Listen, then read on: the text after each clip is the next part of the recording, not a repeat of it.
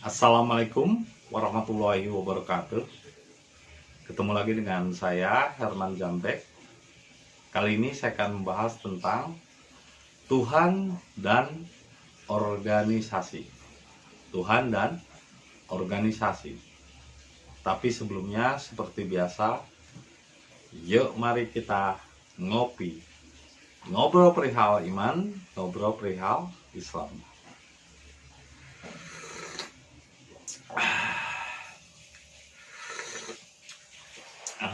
Luar biasa rasanya nikmatnya kopi pagi ini.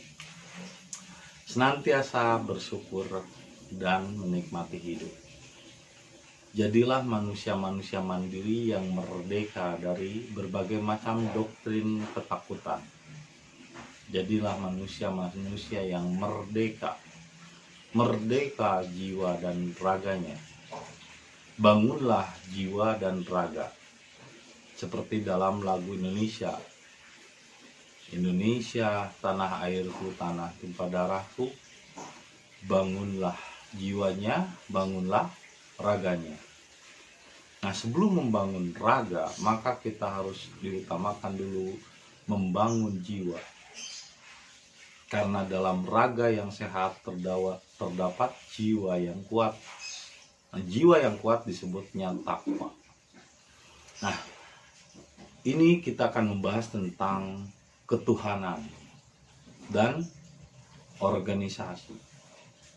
Kalau berbicara tentang Tuhan, penerimaan Tuhan, jelas itu tidak bisa diungkapkan dengan kata-kata. Bahkan tidak bisa ditunjukkan dengan pernyataan bahwa saya bertuhan, bahwa saya yakin kepada Tuhan. Tidak. Orang tidak melihat pernyataan. Ya, seperti contohnya orang-orang yang belum Islam atau non-Muslim. Mereka tidak melihat apa itu Islam. Mereka tidak percaya kitab. Mereka tidak percaya Nabi Muhammad. Mereka tidak percaya tentang Tuhan-Tuhan yang disebutkan di dalam Islam.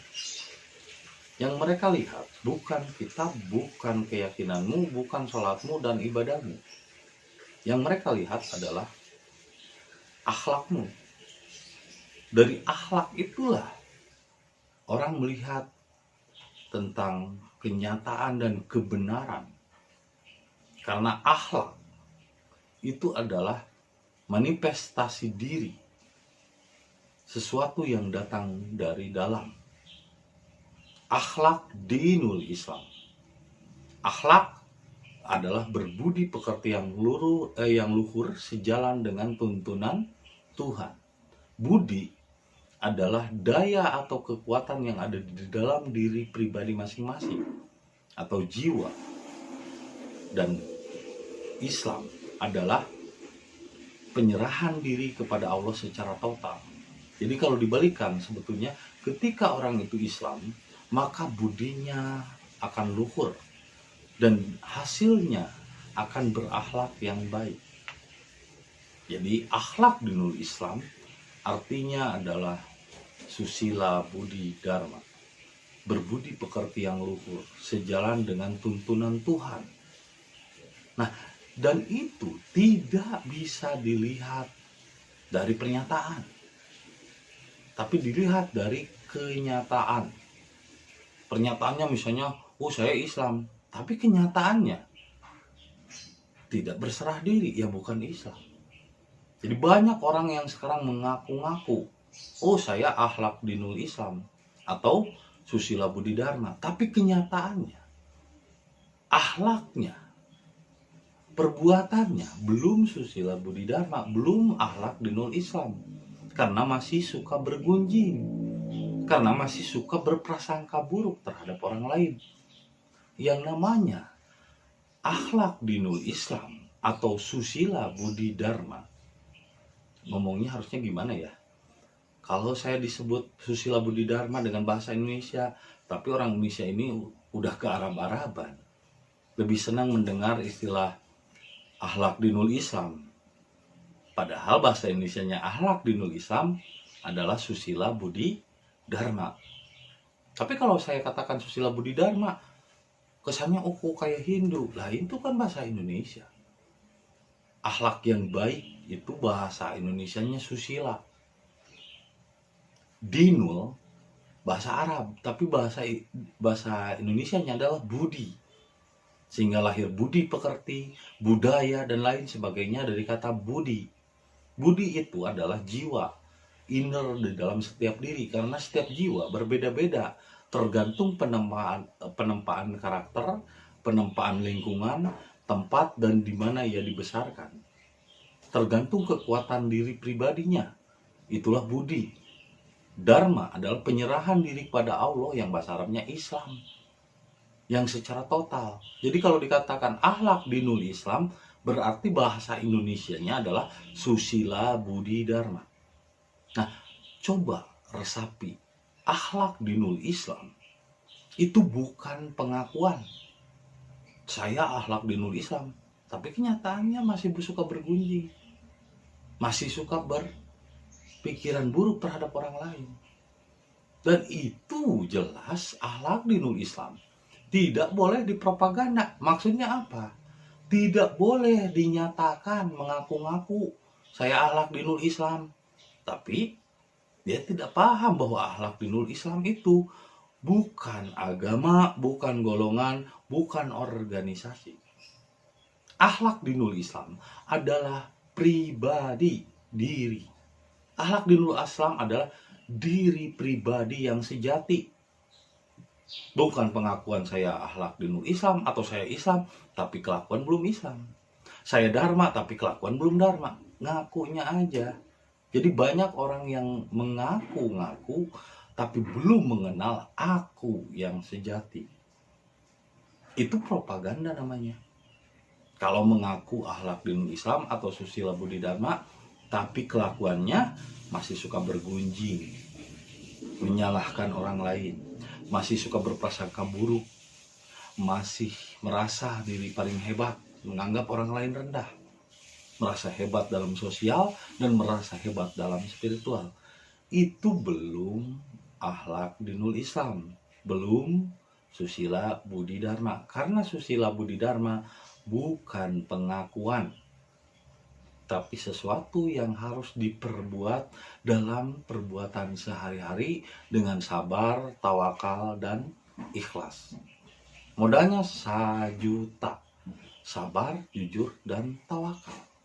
Jadi Islam atau Dharma bukan ngaku. Jangan ngaku-ngaku saya Islam, ternyata masih suka benci sama orang, masih suka iri sama orang, masih berprasangka buruk sama orang. Harusnya yang namanya Islam atau Dharma atau akhlak dinul Islam tidak dipropaganda. Maksud dipropaganda di sini, di ngaku-ngaku, oh saya susila budi dharma atau oh saya akhlak dinul Islam, tapi kelakuannya belum. Maka cobalah aplikasikan dulu akhlak dinul Islam atau susila budi dharma itu dalam perbuatan sehari-hari. Dan kalau kita udah melakukannya, meresapinya dengan melatih, dengan gerak, dengan berbuat baik kepada siapapun, tidak berprasangka buruk, tidak suka bergunjing, tidak merasa hebat dalam sosial, dalam spiritual, tidak akan muncul pengakuan saya akhlak dinul Islam atau saya susila budi dharma. Karena itu bukan pengakuan. Nah, itu maksud dari tidak boleh dipropaganda. Tapi kalau masalah memahamkan kepada orang lain, malah itu wajib. Bahkan Imam Mahdi sendiri pernah mengatakan, nak, harus ada dari nak ini yang ahli-ahli hakikat. Ahli-ahli memahami tentang makna yang tersirat dan tersembunyi di dalam diri untuk disampaikan kepada orang luar. Menerangi jalan-jalan orang yang belum memahami akhlak dinul Islam, yang belum memahami apa itu susila budi dharma, apa itu akhlak dinul Islam.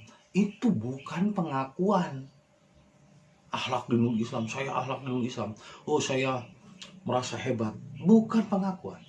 Karena akhlak dinul Islam adalah perbuatan, sesuatu yang harus dilatih. Jadi susila budi dharma atau akhlak dinul Islam jangan diaku-aku milikmu bro. Karena itu bukan milik seseorang. Bukan hanya untuk orang yang merasa dirinya sebagai anggota. Orang di luar yang belum memahami pun punya hak yang sama untuk memahami apa itu akhlak dinul Islam, apa itu susila budi dharma. Dan itu bukan organisasi. Yang harus Anda pahami, bukan organisasi. Berserah diri kepada Allah dengan cara latihan kejiwaan itu bukan organisasi. Ini banyak orang yang tidak memahami. Memang Tuhan itu meliputi di dalam diri yang paling dalam, di luar diri paling luar, meliputi diri saya, meliputi juga diri Anda. Tuhan itu Maha Rahman Rahim, Maha Pemurah. Tapi jangan lantas ketika Tuhan mengutus utusannya untuk membuat suatu organisasi atau organ. Tubuh ini kan organ, badan ini kan jasmani itu organ. Tapi jangan lantas organisasi itu dianggap sebagai Tuhan. Ini banyak yang salah paham. Akhlak dinul Islam atau susila budi dharma itu bukan organ, bukan organisasi. Itu adalah amandemen Tuhan. Itu adalah Tuhan yang menjelma ke dalam diri. Istilahnya kayak Siti Jenar, Anna Rob. Tapi bukan berarti dia Tuhan. Dia hanya menyatakan bahwa ruh atau jiwa atau din atau budi itu adalah kabel yang menyambungkan koneksi dirinya dengan energi sejati Tuhan. Tapi ketika muncul pengakuan dari pikiran saya anggota akhlak dinul Islam atau susila budi dharma, maka terputus sumber energi yang disambungkan oleh kabel. Karena kabel itu bukan listrik, tapi kabel bisa menyambungkan energi listrik. Jadi jangan sampai terpeleset. Jiwa atau ruh itu adalah wakil Tuhan di dalam diri manusia. Itu yang disebut dengan khalifah. Jadi khalifah artinya adalah pengganti Allah, stuntman. Tapi bukan Allah. Jadi jiwa adalah wakilnya di alam, wadahnya Tuhan di dalam diri. Atau istilahnya jiwa itu rumah Tuhan, tapi bukan Tuhan. Listrik itu, kabel itu bisa mengalirkan listrik, tapi kabel bukanlah listrik.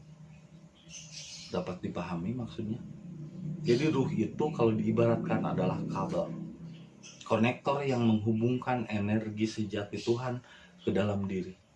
Tapi kabel bukan listrik. Ketika muncul pengakuan, saya anggota akhlak dinul Islam, saya adalah anggota susila budi dharma, tapi masih suka bergunjing, masih suka menyalahkan orang lain, masih merasa diri paling hebat dalam sosial dan spiritual, merendahkan orang lain hanya karena memandang harta, terputus kabelnya.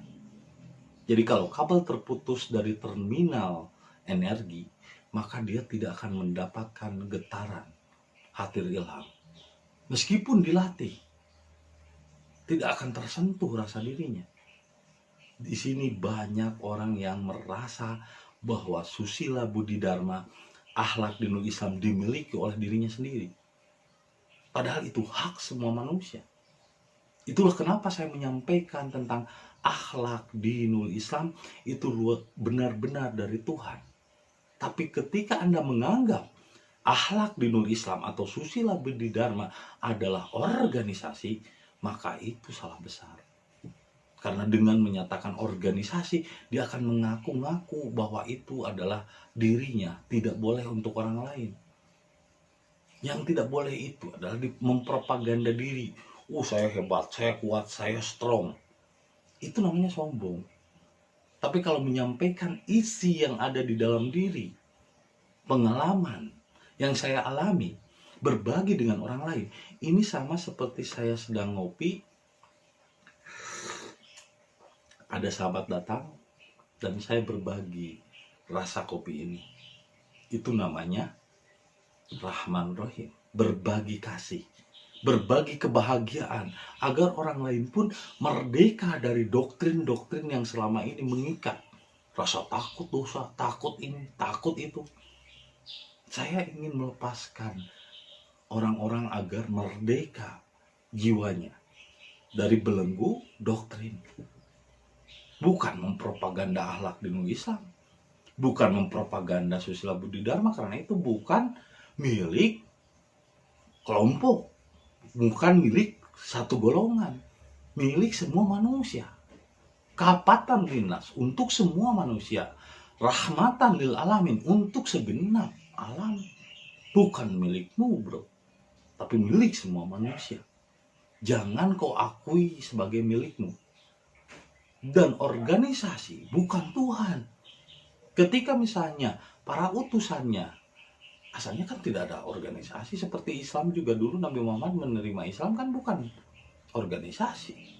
Islam atau Dharma itu kan penyerahan dirinya pada Tuhan. Tapi ketika banyak orang mengikuti Nabi Muhammad, maka karena banyaknya itu dibentuklah organisasi agar tertib. Tapi organisasi bukan berarti amandemen Tuhan.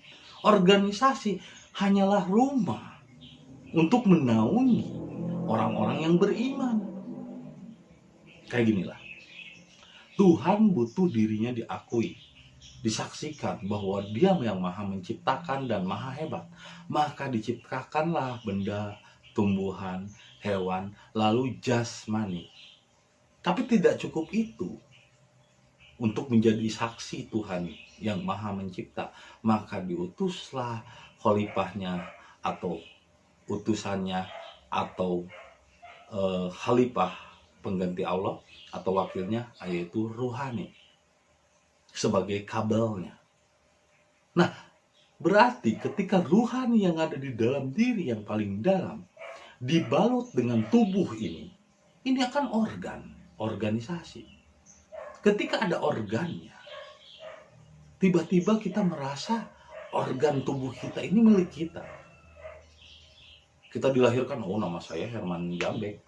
Saya merasa tubuh ini milik saya, itu namanya egois. Bahkan tubuh yang Anda pakai, itu sebetulnya hanya titipan, bukan milik Anda. Kita nggak punya apa-apa di dunia ini. Harta nggak punya, tubuh nggak punya. Dunia juga cuma titipan, anak juga nggak punya. Tiba-tiba kok merasa Anda memiliki tubuh Anda. Bahkan tubuh Anda sendiri pun sebetulnya titipan dari Tuhan, hanya sebagai rumah untuk jiwa. Tapi kenapa tiba-tiba banyak orang yang merasa bahwa segala apa yang telah ditetapkan oleh organisasi itu adalah amandemen Tuhan? Lah kalau begitu Anda udah sembah raga, belum sembah jiwa. Baru sembah raga, baru menyembah raga, baru menyembah organisasi, baru menyembah format satu golongan. Itu jadi salah kaprah, itu syirik namanya.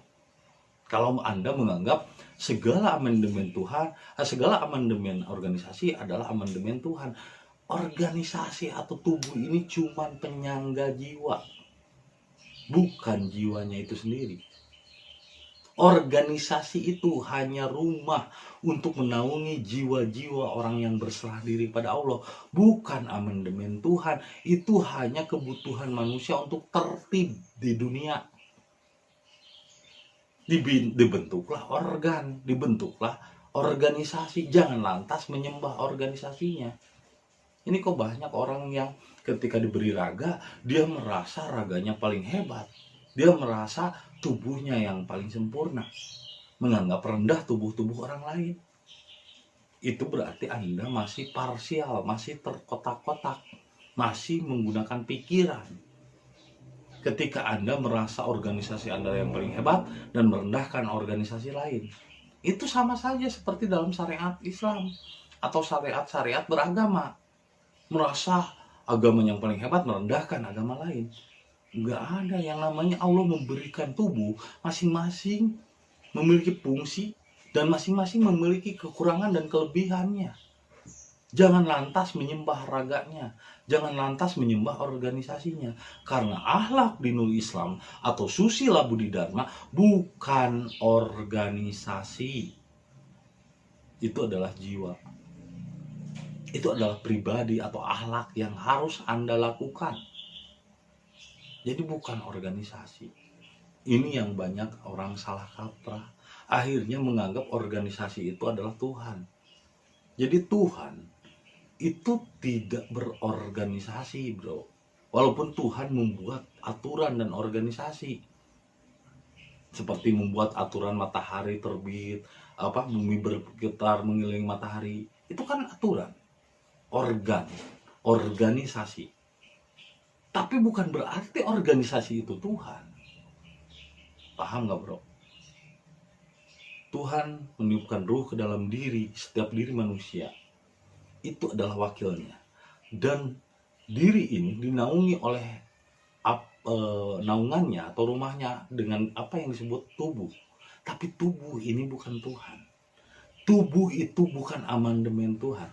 Tubuh hanya naungan, organisasi hanya naungan agar jiwa memiliki tempat yang aman, damai, dan tentram di dalam tubuh. Agar terlindung di dalam tubuh. Tapi tubuh bukan Tuhan. Raga ini adalah pribadi, setiap dirinya berbeda-beda. Itu adalah hanya kebutuhan manusia di dunia. Memang Tuhan itu tidak berorganisasi, tidak bergolongan. Kalau seandainya Tuhan bergolongan, kasihan dong orang lain. Masa dianggap tidak bertuhan?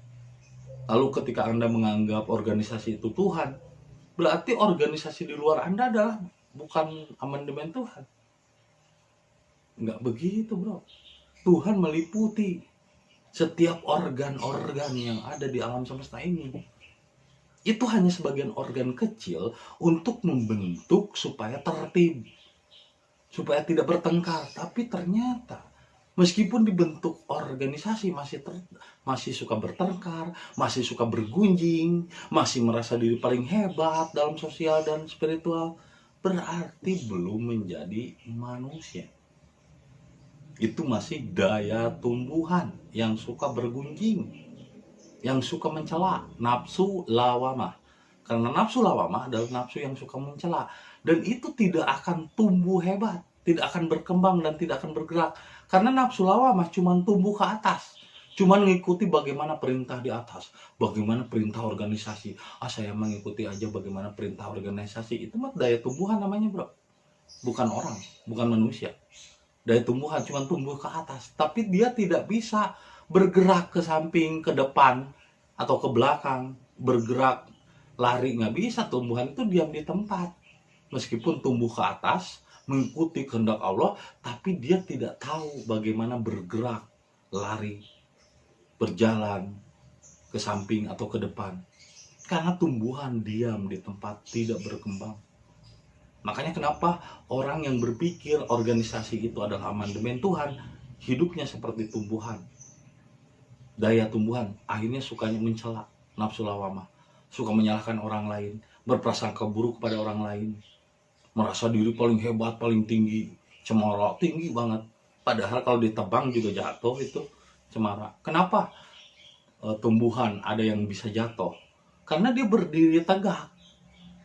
Dan kenapa banyak orang yang menyalahkan, Pak, nggak khawatir apa katanya nanti ada yang menjatuhkan?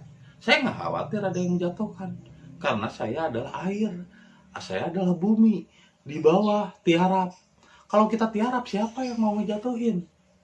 Yang merasa dijatuhkan itu adalah tumbuhan yang naik terus ke atas, tegak, hebat. Ketika misalnya udah tua begitu, dia udah merasa hebat, ada yang nebang orang lain, ya jatuh ke bawah. Itu masih proses, belum sempurna jiwanya. Karena dia seperti tumbuhan. Kalau tumbuhan memang perlu organisasi, perlu diatur. Ketika udah terlalu rindang, dipapasin batang-batangnya. Tapi kalau manusia, bukan berarti dia tidak taat kepada sebuah aturan yang diciptakan atau organisasi, tapi dia mampu menciptakan organisasinya sendiri. Seperti saya ada rencana untuk membentuk organisasi kultur. atau budaya. Karena wahyu itu adalah turun melalui budaya, budi dan daya. Budi adalah kekuatan diri pribadi dan daya adalah kreasi hasil yang dihasilkan dari budi. Menghasilkan suatu karya yang nyata keluar diri, itulah budaya. Dan saya akan membentuk sendiri organisasi budaya.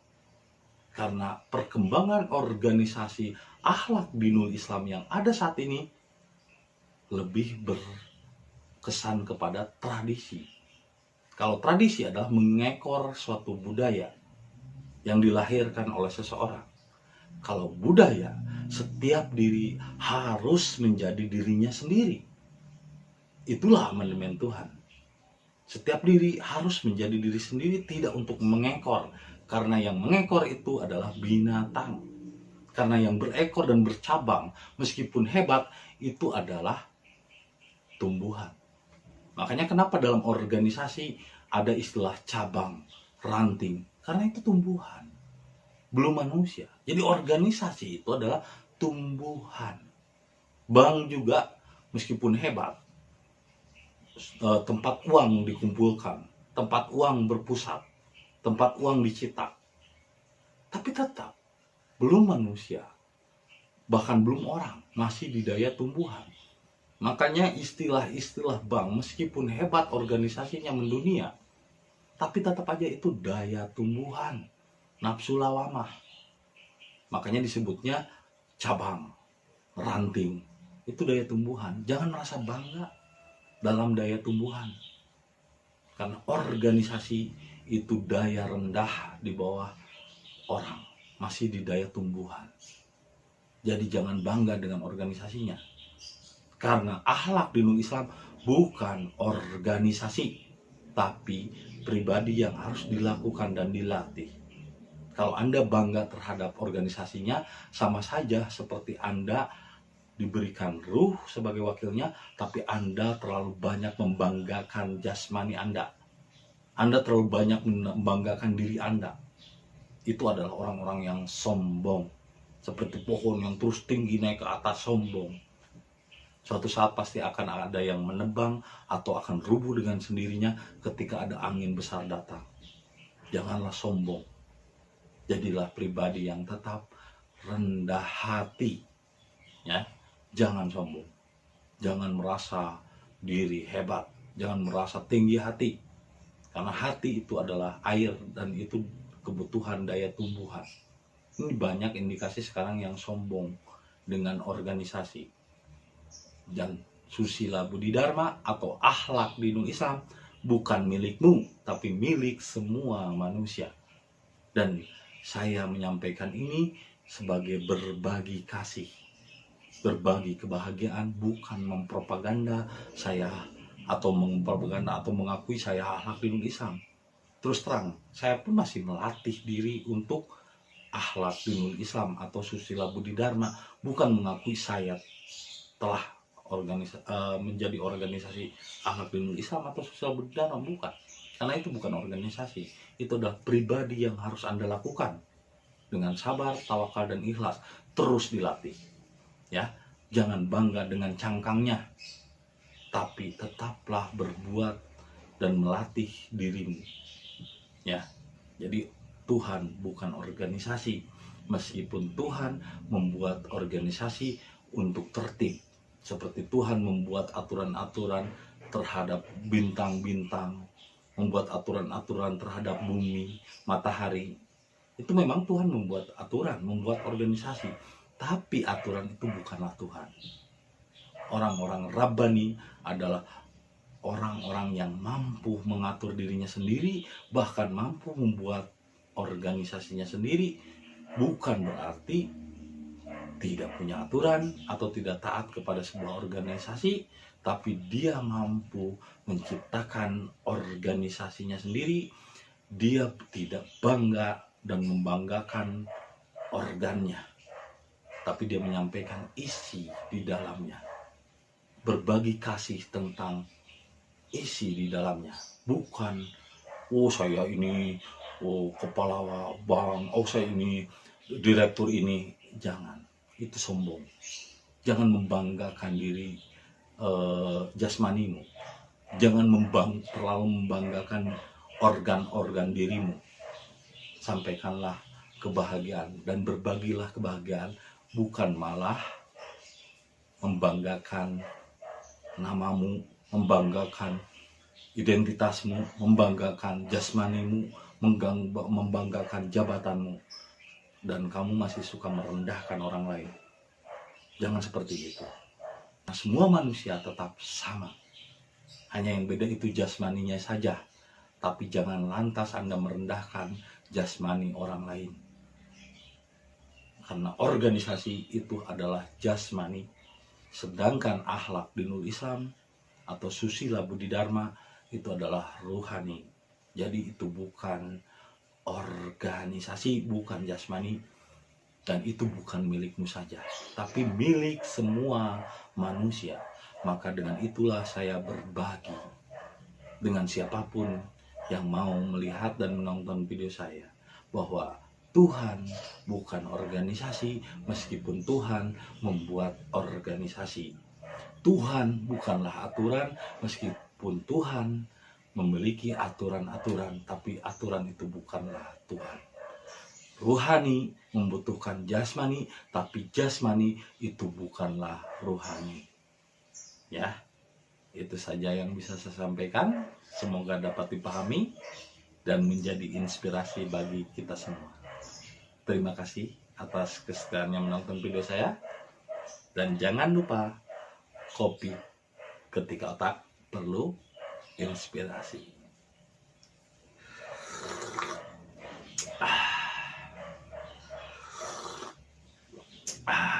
Sampai jumpa lagi di video-video berikutnya. Assalamualaikum warahmatullahi wabarakatuh.